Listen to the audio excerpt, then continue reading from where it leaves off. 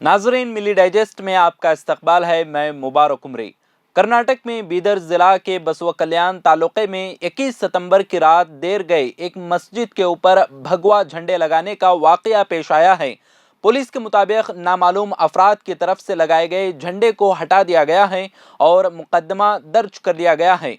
Police हुकाम के मुताबिक ये वाकया दिन्नौर में पेश आया और जुमा की सुबह 7 बजे उस वक्त मंजर आम पर आया जब मकामी रिहायशी इस्माइल नामी एक शख्स नमाज पढ़ने मस्जिद गए।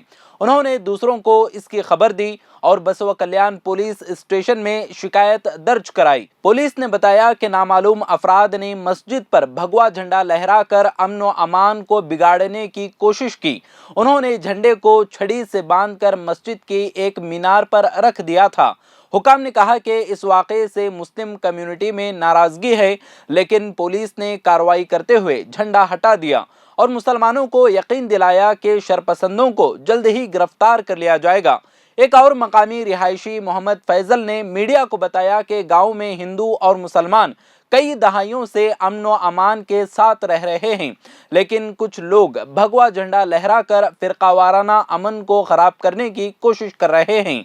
हम दोनों बिरादरियों के त्यौहार एक साथ मनाते हैं।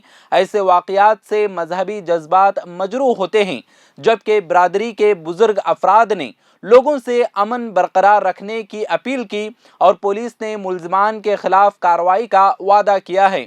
बसवा कल्याण रूरल पुलिस इंस्पेक्टर वसंत पाटिल ने कहा कि खबर मिलने के फौरन बाद हम गांव पहुंचे और मुस्लिम कम्युनिटी को एतमाद मिला और कहा कि पुलिस ने इंडियन पिनल कोड की दफ़ा 295 मजहब की तौहीन के इरादे से इबादत गाह की बेहुरमती के तहत मुकदमा दर्ज किया है और नामालूम अफराद की तलाश कर रहे हैं। साथ ही उन्होंने कहा कि हम जानकारी के लिए करीबी इलाकों और मोबाइल टावर की सीसीटीवी फुटेज इकट्ठा कर रहे हैं, जबकि इसी दौरान डिप्टी एसपी JS न्यामेगौड़ा ने गांव में दोनों बिरादरियों के दरमियान मीटिंग की और मुल्जिमीन के खिलाफ सख्त कार्रवाई का वादा किया है।